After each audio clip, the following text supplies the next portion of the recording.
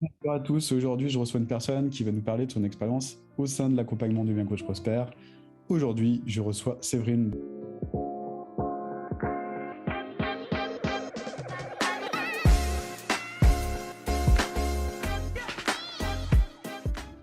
Bonjour Séverine. Bonjour Olivier, Comment vas-tu? mais je vais très bien, je vais très très bien. Ce début de mois de juillet, il fait beau, la vie est belle. Est-ce que tu peux te présenter Séverine par rapport aux personnes qui ne te connaîtraient pas? Oui, alors donc moi je suis belge, je viens de Belgique, mais là pour l'instant je suis en France et je suis à la fois thérapeute et coach. Et ouais, j'ai du mal en fait à préciser, j'aime pas dire je suis thérapeute parce que c'est une fonction, mais c'est pas le fond de ma personne. Et en fait, c'est aussi ça que les personnes qui viennent en coaching chez moi, je les invite à faire ce travail-là, d'aller chercher qui elles sont, pas seulement d'être dans une fonction. Et en fait, c'est des personnes qui ont envie de créer leur activité professionnelle, qui sentent que là où elles sont coincées, ça va plus. Et vraiment à partir de leur créativité, mettre leur créativité en avant et pouvoir vivre de ça et en même temps canaliser cette créativité pour créer leur activité, pour pas s'épuiser, pour vivre de manière confortable comme ça. Top. Est-ce que tu peux nous parler de la problématique que tu rencontrais en tant qu'accompagnante il y a quelques mois avant de commencer l'accompagnement? Oui, alors la problématique que je rencontrais, c'est que depuis déjà plus d'un an, presque 2 ans, je faisais différents essais pour lancer mon activité, pour que ça prenne. Alors ça marchait un peu, mais beaucoup de choses ne fonctionnaient pas dans le sens où j'y mettais tout mon cœur, mais j'arrivais pas à persévérer jusqu'à ce que les personnes s'engagent réellement avec moi ou suffisamment pour que l'activité soit viable. Ok. Et je dirais, ce manque de persévérance créait quoi en termes d'impact au niveau de ta vie? Quels étaient les impacts de cette problématique? Mais en fait, du coup, je me dévalorisais moi-même de plus en plus. Je manquais, enfin, ma confiance en moi, elle baissait. Et bon, dès qu'il y avait quelqu'un qui venait, j'étais super contente parce que je me sens très bien dans cette place d'accompagnante. Mais à côté de ça, il y a plein de moments où je me sentais pas bien avec ça. Du coup, ça me bloquait pour avancer dans d'autres domaines de ma vie aussi, pour oser en fait me lancer dans plein d'autres choses sans attendre que tout soit déjà là. Ok. Euh, Quelles étaient les solutions que tu envisageais à l'époque justement pour te connecter plus à la persévérance? Les solutions que j'envisageais, je voyais plus très bien en fait de solutions à ce moment-là. Euh,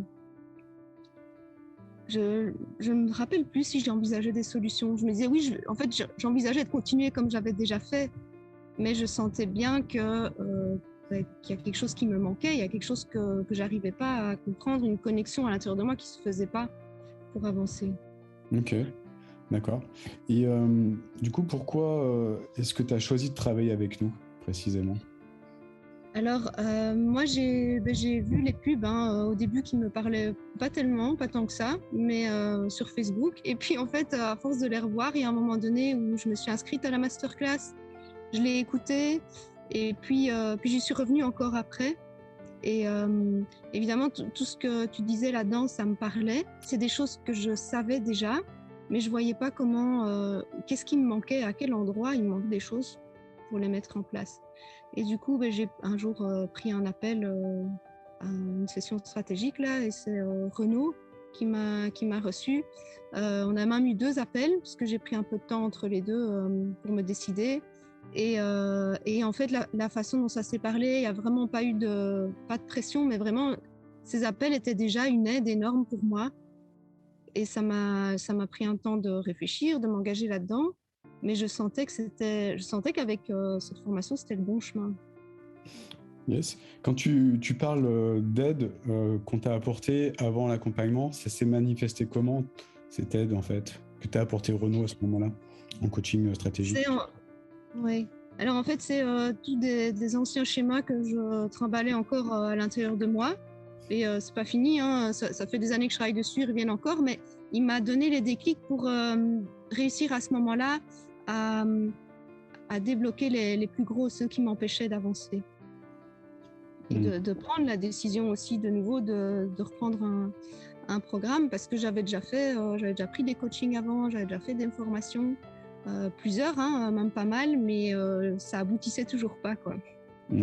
D'accord. Ok, je comprends.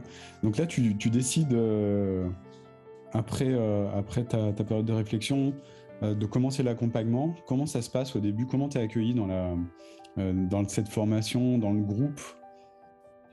Alors, l'accueil dans le groupe, ça se passe super bien. Il y a les coachings de groupe. Je les ai pas suivis tout au long de la formation parce que mes conditions de vie ont changé.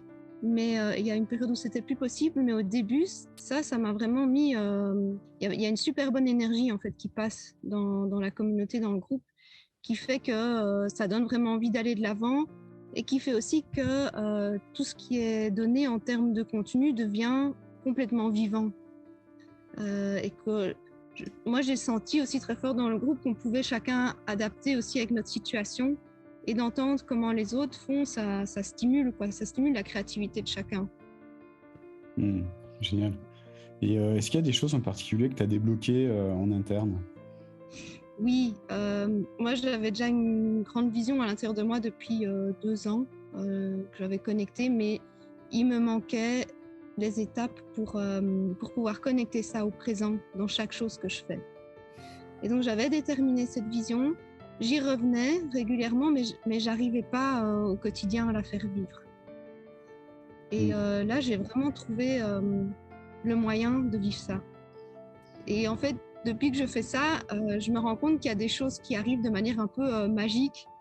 Mais en fait, c'est pas magique. Enfin, si, c'est magique, mais c'est magique parce que comme je reste connectée à cette vision, comme elle vibre profondément avec qui je suis et avec mon âme, en fait, du coup, les choses arrivent toutes seules sans que je sois dans de la pression ou à vouloir les choses. Génial. Top. Bravo pour ça, en tout cas. Et est-ce que tu as vécu pendant cet accompagnement des difficultés? Si oui, comment tu les as surmontées? Alors oui, j'avais des difficultés. Il y a eu pas mal de changements dans ma vie pendant l'accompagnement. Donc moi, il y a eu un moment où même j'ai pris une pause de quelques semaines parce que j'arrivais plus à mettre tout ensemble. Et, pour moi, m'autoriser à faire ça, ça a été une décision importante, me recentrer à ce moment-là. Donc ça, c'est une difficulté que j'ai rencontrée. Et puis aussi régulièrement des difficultés pour ne pas vouloir tout faire à la fois ou faire trop, mais revenir vraiment à l'essentiel du jour, revenir à l'essentiel de la semaine. Et ça t'a aidé à quoi, le fait de choisir tes priorités du jour ou de la semaine? Ça m'a aidé à vivre le présent.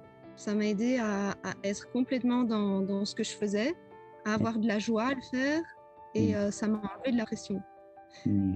Et alors, c'est beaucoup le coach personnel qui m'a aidé en fait à ça, semaine après semaine. Ouais, super. Mais justement, quelle est ton expérience de l'équipe? Comment tu la qualifierais? Qu'est-ce que tu as vécu avec elle? Alors, l'expérience de l'équipe, pour moi, c'est une expérience très positive. Je dois dire que si un jour je devais avoir une équipe, ça donne envie d'avoir une équipe qui est comme celle-là, en tout cas de ce que j'en perçois, parce qu'on sent que chacun a pleinement sa personnalité, la déploie, et en même temps, il y a une vision commune à travers ça. Et puis, oui, comme chacun a ses particularités, mais du coup, c'est très authentique comme façon d'être, comme accompagnement. Et puis, moi, en tout cas, ça me donne l'impression que les personnes qui travaillent dans l'équipe sont heureuses de travailler là. Super, ça me touche. Super. Et qu'est-ce qui a changé au niveau de ta vie aujourd'hui? Alors, ce qui a changé au niveau de ma vie, c'est que je persévère, je reste focus sur là où je veux aller. J'y reviens plus facilement, je me réaligne beaucoup plus vite. Ce qui a changé au niveau de ma vie aussi, c'est que j'ai commencé à mettre en œuvre un de mes rêves qui était d'être nomade une partie de l'année. Et là, je me suis lancée, là, ça fait 3 semaines maintenant. Alors, mon rêve, ça aurait été d'avoir un beau van et tout, mais j'en ai pas, donc j'ai aménagé ma voiture. Et comme ça, je peux vivre dans ma voiture, et j'ai commencé avec ça. Et je sens à l'intérieur de moi combien ça me fait du bien d'être sur ce chemin-là. Je ne sais pas encore exactement comment ça va se passer après, où ça mènera, mais je sens à l'intérieur de moi que c'est puissant. Cool. Donc là, tu me disais tout à l'heure que tu as obtenu la signature, enfin la validation de 2 clientes, donc deux nouvelles clientes que tu aides là au quotidien dans ce mode digital nomade. C'est bien ça? Oui, c'est ça. Donc il y a une personne, pendant l'accompagnement, il y a une première personne qui s'est inscrite avec moi. Et là, on a déjà commencé depuis plus d'1 mois l'accompagnement. Et puis, il y en a une deuxième qui s'est engagée la semaine dernière. Donc, c'était un peu après la fin de l'accompagnement. Bravo. Ouais. Et alors, j'en ai une troisième aussi qui réfléchit pour commencer au mois d'août. Voilà. Ok, cool. Et comment tu te sens dans cette nouvelle vie de digital nomade? Enfin, comment ça se passe au quotidien avec tes clientes, en fait? Comment tu jongles avec les coachings? Est-ce que c'est facile de les coacher à distance comme ça? Alors, oui, moi je trouve que ça se passe plutôt bien. Il y a une connexion qui se fait à travers l'écran. Au-delà de l'écran, en fait, les choses se ressentent. Même tout ce qui est énergétique et tout ça, ça se sent très bien à distance. Ouais. Parce que quelque part, l'espace n'existe pas. Donc, ça se passe bien. Et puis pour moi, tout ce que je vis comme petit défi au quotidien, parce que cette vie de digital nomade que je commence, elle m'amène aussi pas mal de petits challenges qu'à chaque fois je traverse et j'apprends des nouvelles choses. Et en fait, ça me sert aussi pour les coachings. Donc je sens une forme d'unité entre la façon dont je vis maintenant et comment je peux accompagner ces personnes. Et en fait, ces personnes ont souvent aussi un rêve ou un désir de voyage elles-mêmes. Génial. Bah oui, on a dire qu'on est.